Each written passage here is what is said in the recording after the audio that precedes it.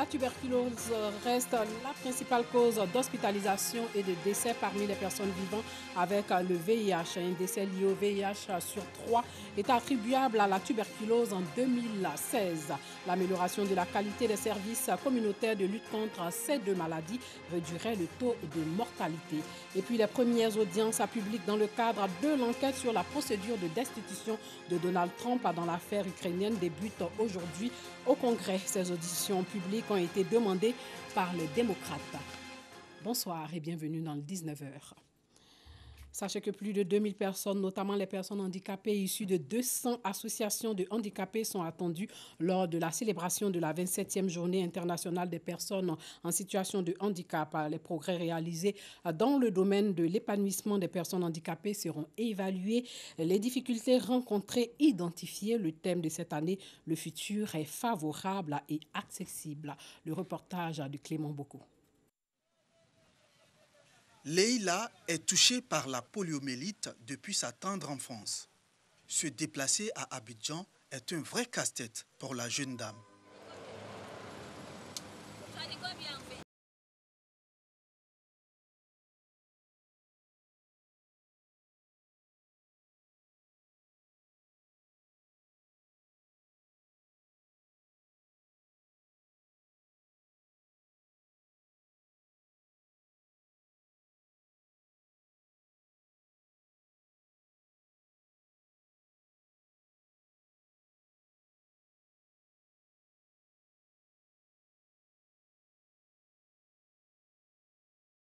Les personnes en situation de handicap doivent surmonter beaucoup de difficultés pour accomplir leurs tâches quotidiennes.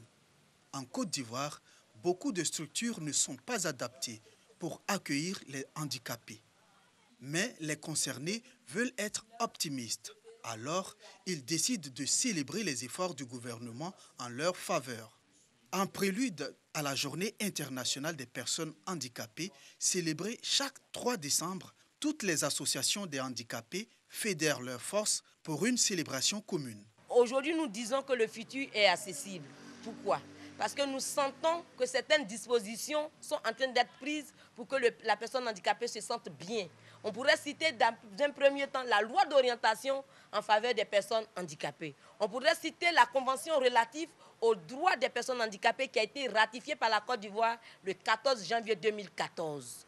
La mise en œuvre de toutes ces dispositions, de tout cet atténuage juridique permet à la personne handicapée de vivre dignement. Et c'est pour cela que nous voudrions célébrer toutes ces activités, toutes ces actions qui sont menées au profit des personnes handicapées. Environ 10% des populations en Afrique subsaharienne sont en situation de handicap, selon l'OMS, l'Organisation mondiale de la santé. En Côte d'Ivoire, 453 000 personnes sont handicapées d'après le recensement de 2014. Un mot de santé, la lutte contre la co-infection tuberculose VIH, un combat de longue haleine. La tuberculose reste la principale cause d'hospitalisation et de décès parmi les personnes vivant avec le VIH malgré l'existence d'interventions efficaces en matière de prévention et de traitement. Un décès lié au VIH sur 3 était attribuable à la tuberculose en 2016 alors que les décès dus à la tuberculose ont globalement diminué de 37% entre 2000 et 2016. Cette mortalité au sein des populations vivant avec le VIH n'a diminué que de 23% au cours de la même période. Pour améliorer donc la qualité des services communautaires de lutte contre les deux maladies, des responsables d'ONG qui mènent ce combat ont été formés. Améliorer la qualité des services communautaires de lutte contre le VIH-Sida et la tuberculose en Côte d'Ivoire grâce à la documentation scientifique. Le thème était au centre de cette rencontre. Il s'agit pour Alliance Côte d'Ivoire et le PACSI, le programme franco-ivoirien de recherche sur le VIH, de donner plus de valeur au travail abattu par les ONG situées en première ligne de la lutte. Dans la lutte contre le VIH et la tuberculose, il y avait de bonnes actions, il y avait de bonnes pratiques qui étaient menées, mais qui n'étaient pas documentées. C'est-à-dire qu'on pouvait en trouver dans les rapports d'activité, etc. Mais on n'avait pas cette connotation scientifique. Avec nos experts de PACSI, il était important de pouvoir donner de l'évidence, c'est-à-dire permettre aux communautaires de pouvoir prendre la parole dans des instances pour dire voilà ce qu'on a pu faire. Et justement, le travail réalisé avec Alliance Côte d'Ivoire, avec le programme PAXI, a permis un peu d'abolir les frontières entre le monde scientifique et le monde des ONG, le monde des communautaires, pour pouvoir justement faire monter en compétence ces ONG et leur donner les clés pour pouvoir avoir un langage de communication scientifique. Approche multimaladie, intervention avec les praticiens de la médecine traditionnelle, analyse par porte d'entrée, rédaction de documents. Bref, autant d'outils qui vont permettre aux actions des communautaires d'être plus conformes aux standards internationaux. Cette initiative doit se poursuivre.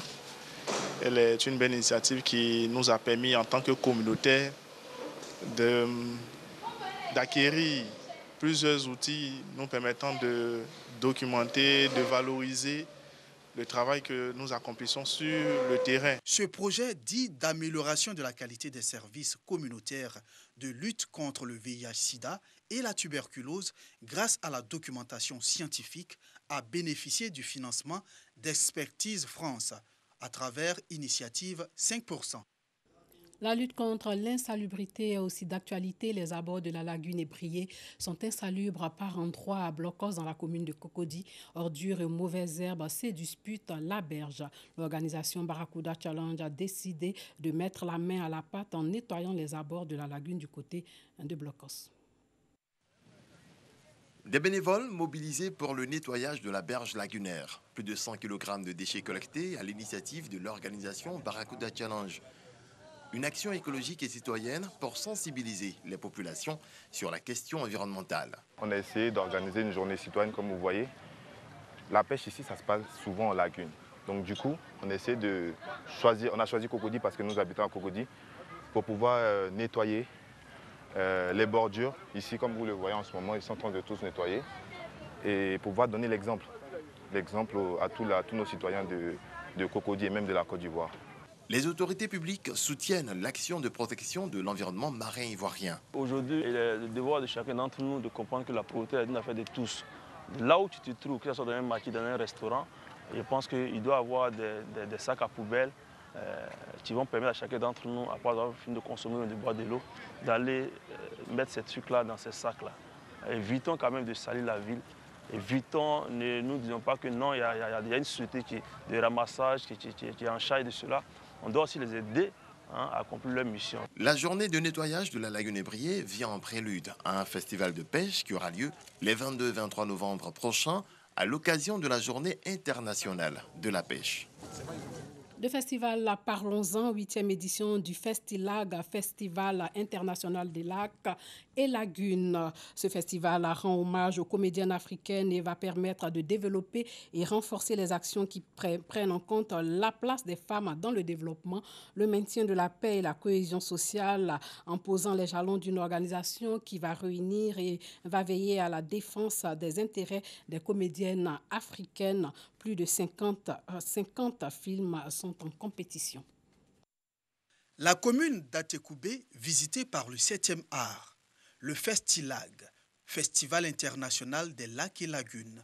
Cette 8e édition rend hommage aux pionnières du cinéma venues du continent africain.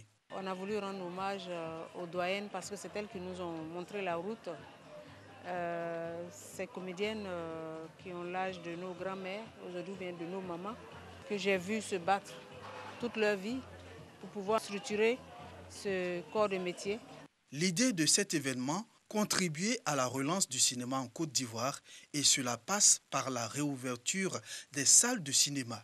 Des films puissent aller en avant, il faut que l'État s'en occupe pour créer des salles. Quand un film est tourné et que ce n'est pas sorti sur l'écran, ça nous décourage. C'est vrai qu'il y a le système de vidéo maintenant qui nous fatigue un peu.